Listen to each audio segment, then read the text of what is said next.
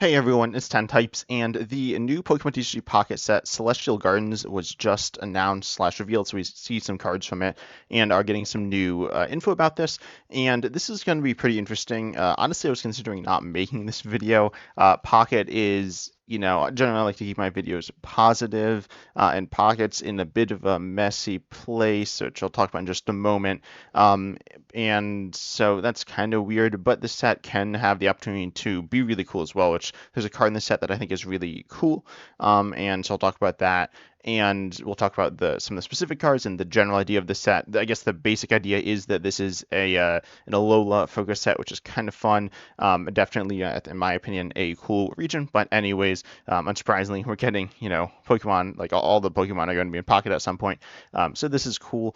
We see some of the cards, and there's some interesting trainers and some interesting decisions in the cards in general that I want to talk about as well. But let's just kind of hop right in. We're not on Poke Beach. Poke Beach is down for whatever reason at the time recording this, so we're not looking at that. This is like a mini expansion, or wait, no, this is this is a main expansion. This is A3 after A2B. The naming like system's kind of weird. I think it has to do with what'll eventually be rotation. But anyways, this is a main set, so there are two different packs, one with Solgaleo and one with Lunala, and this is going to be kind of fun. But let's talk about the cards. First of all, we have Rowlet, Litten, and Poplio, and we have two versions of each card. That's pretty interesting. And by two versions, I mean they are different arts, different stats as well. I think they actually, yeah, they all have the same HP, but they have different attacks. It's kind of interesting, kind of surprising as well here because, it looks like there's a miss or a typo, a miss. No, not mistranslation because it's in English. So, anyways, they are slightly different from each other, which is cool, I guess. This is something that's kind of surprised me that Pocket's done a bunch. I don't know where my opinions are on this. It's kind of weird that, less Pokemon are getting the spotlight as quickly, but there's still a bunch of cards. So, it's not like you'll have to wait that long, most likely, for your favorite Pokemon to get a card. They're not super interesting. Like a lot of them are like 20 for one. And then oh yeah, they all have a 20 for one card here, then they have a different one. So you can mix things up, at least to some like interesting gameplay things that are pretty minor. It's nothing crazy though, so that's fine. And then obviously nothing super interesting to talk about with these cards though. They're just basic pre-evolutions with, again, nothing super crazy going on. Then we have the EXs though, which we'll talk about next. We have the Lunala EX and the Solgaleo EX. Solgaleo EX has the attack here, 120 for 2 mental, 10 damage to itself. Nothing super interesting, though it has, pretty high HP, but then does self-damage. And it's, cheap. We've seen cards like this in the past in Pocket quite a bit. This is kind of like the standard mold for a Stage 2 EX. A lot of them are like 2 energies, solid damage, solid health. Then we have Rising Road here, which is your ability letting you, once in your turn, if it's on your bench, switch it with the active. We've seen this ability on Solgaleo before. I think it's this ability. It might be a little bit different, but with Rush, and yeah, this is like the same thing. So it's actually very similar to this Solgaleo. Again, not a super interesting card. The ability is cool, allowing you to do some interesting things involving like setup, where you can set up behind a Pokemon and then switch in easier.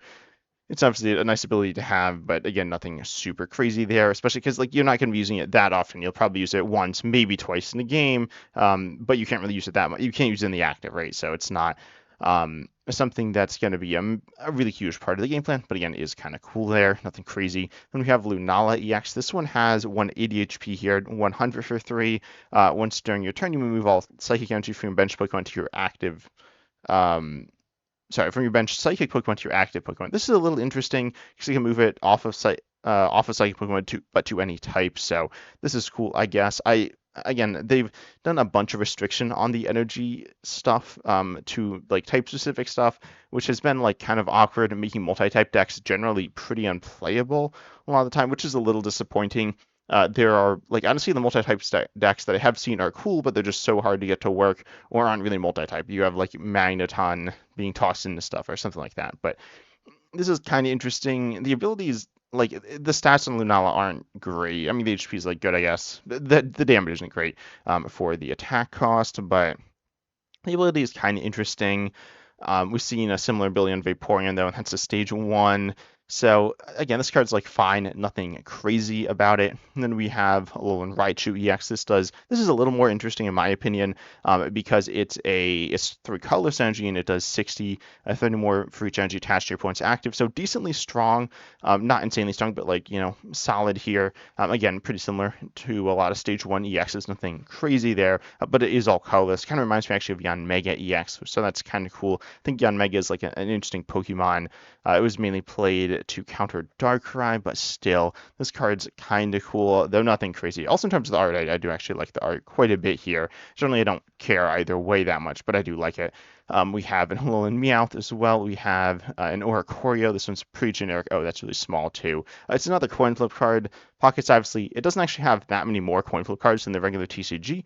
However, it does have cards. Does generally have cards that are more impactful that are coin flip cards in the regular TCG. So that's something to know, and it's not super fun, right? I haven't really heard good things about it. I've heard some people say bad things about it, so not amazing. Then we have a lone Vulpix, which lets you accelerate water to it, assuming the translation's right. Then this Oricorio, this other one, though, is actually pretty interesting. It deals 20, but if any of your Pokemon are knocked out by damage from an attack during your opponent's last turn, it does 60 more. So that's actually really strong. That's 80 for 1 Psychic. That seems really good. Psychic obviously was really good, and I mean, it's still pretty good. It's been up and down, but mostly up. So this is another probably auto inclusion in Psychic decks. I guess it depends exactly. You need to be playing Psychic Energy or be moving the energy around, but generally it's a good card. I think it's like kind of fun. I do think because obviously the design, the reason why I didn't necessarily like the big issue with Pocket is that the fact that it's kind of safe. It's been playing it safe. It's not necessarily bad, but it isn't making super interesting cards. But I think this card is interesting.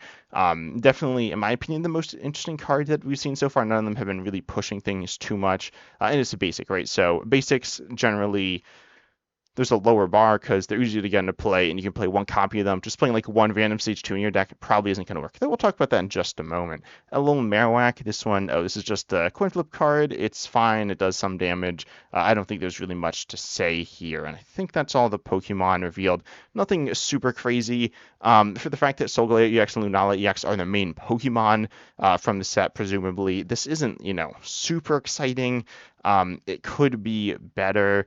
It could be worse as well. I would have liked to see, um, more interesting attacks on these Pokemon, like tend to yourself, or this one has no effect, aren't super interesting. And again, Pocket isn't supposed to be a game that is super crazy, but also it's like a mobile game, and again, it's in like that weird middle zone of being too fast or I don't know, too simple, and I guess too fast is kind of go hand in hand for a really in-depth game. So then the card design ends up being a little bit lacking and boring at times, and that's why people actually complain about coin flips. It's a big part of why. It's because coin flips make up a big part of like deciding how the game goes because there's less other stuff. So that's a bigger portion of it. And then the other thing is that it's too long for just a quick mobile game. It's like I mean, it's at least like 6 minutes, right? So at that point, or at least, not like every game, but most games are. You can't consistently have games under like 5 minutes, which is if you're like doing something and you're not devoting full attention, or you're devoting attention but just for like a few minutes you might not finish the game. So it's in this weird middle ground, and we don't really see them picking a side yet. I think at some point they will have to do that, and it doesn't seem like they are deciding to do that just yet. So I hope they will, but there are some interesting trainers here. This Rotom deck, since you look at the top card of your deck, you may shuffle your deck. This is kind of like I think they're it's kind of like phone Rotom, I think. I don't really know. It's not like Rotom decks, but in the regular TCG, but it's fine. It's not super good, honestly. It's kind of bad, but whatever. We've seen items like that. It's nothing.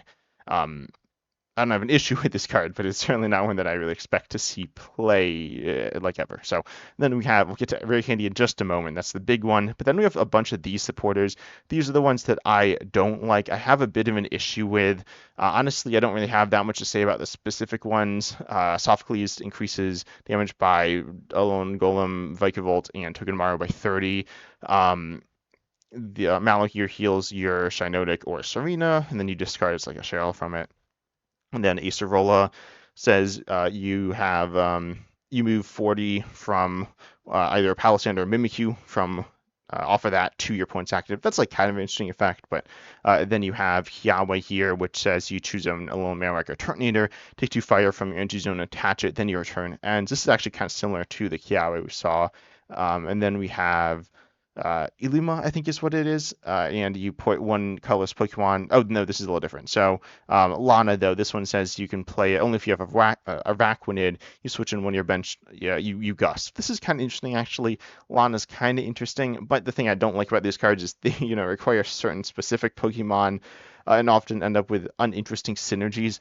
We've seen these in the past with, for example, Blaine. Not that the Blaine's deck is terrible, but a lot of the supporters, and it looks like most of the trainers in the set are just these very specific niche ones, meaning that there's some limitations, like really big limitations. You won't really be playing these most of the time, which is a bit disappointing. Trainers are really what make the game interesting a lot of the times with simpler Pokemon, and the trainers are also they're very narrow in their use cases. Ilima is a little different. You put a colorless Pokemon with damage into your hand, actually the same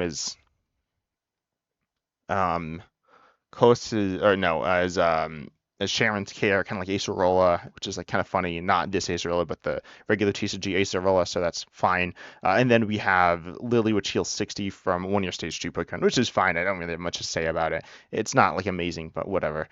And then we have the big card to talk about, I guess, which is Rare Candy. Rare Candy is the same as the regular TCG. I think you choose one of your basics and play, pop a Stage 2 from hand onto it and evolve it, skipping the Stage 1, but can't be used to like evolve faster than if you were just playing like a Stage 1, right? So it's not turn 1 or the first turn you play it down.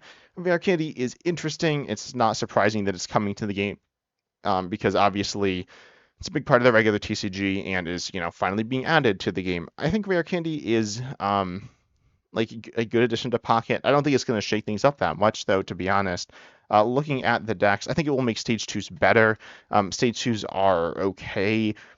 We see like Charizard EX still being played. We see Rampardos. We see Glade EX here. We see Magnezone, right? Probably not going to be played with Magnezone here, but you could play it with like you could be playing this deck with Meowscarada. There's stage twos that are played. It's not like this is the big issue with the game that basics are too good. I think they're a little too good, and this will help out stage twos, but it makes them less consistent, which isn't ideal. It makes the randomness a bigger part of the game. Rare Candy works pretty well in standard, in my opinion, though it does actually have some issues involving. Let's actually look at the metagame here real quick. You see like Dragapult EX is a stage 2 deck, except there's a certain card that like counters Rare Candy called Badoo, which is kind of not fun. So Rare Candy is kind of weird in standard for that reason. It doesn't, Badoo isn't just a Rare Candy counter or anything like that. It's a far more in-depth card with a lot of the interactions it has, and Badoo's a really unique card in the TCG, despite being relatively simple text-wise. Although yet again, that card would be like really, really like not like super complex in Pocket, but it would be more complex than we generally see. But regardless, Rare Candy is like something that helps stage twos a lot as well because they are searchable. Rare Candy is searchable off of Arven, and the Pokemon are essentially Arven and other things as well. It's not like you can just search stuff out with Arven. You can search stuff out with a lot of different things. You can draw a lot of cards. So stage twos flow a bit better, and Rare Candy stage twos specifically flow better in the regular TCG than they will in Pocket, where it'll be kind of hit or miss. You can get them, you can pop off, but I think it will make the game a little more luck based. And also it makes it more similar to the regular TCG, which in some ways is nice. But again, it feels kind of safe. Not that it's bad. I'm not going to sit here and say like Rare Candy shouldn't be in the game.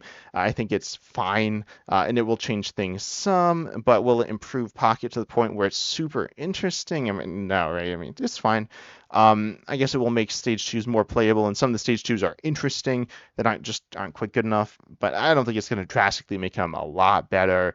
Or if it does, it'll be like for high roll situations in say like tournaments. But regardless, I think this set's fine.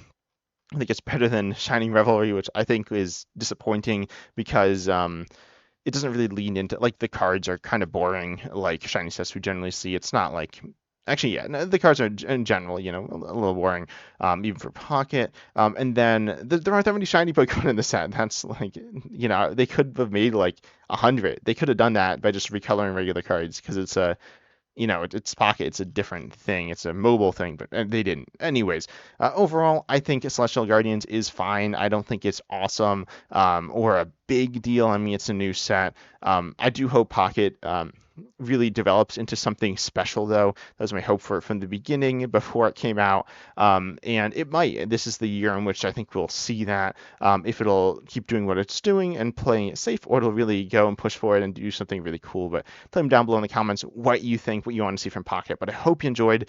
Consider liking, subscribing, hitting the bell, all that good stuff. And as I said, see you in the next video.